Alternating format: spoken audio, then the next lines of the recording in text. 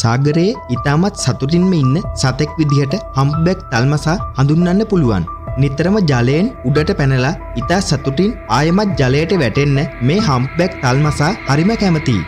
දේශගුණයට අනුව ආහාර ලබා ගැනීමත් මොවුන්ගේ තවත් එක විශේෂත්වයක්. ශීත කාලයේදී ඉතා විශාල ආහාර ප්‍රමාණයක් ගිලදා තරබාරු වෙන මේ තල්මසුන් ඉන්පසුව සංසර්ගය සඳහා ගැහැණු සතෙක් සොයාගෙන උණුසුම් ප්‍රදේශවලට පිහිනා යනවා. එම ප්‍රදේශවල සංසර්ගයට දිගු කාලයක් ගත කරන මොවුන් නැවත ද්‍රවීය ප්‍රදේශවලට ගිහින් හොඳින් ආහාර ලබාගෙන පෝෂණය වෙනවා.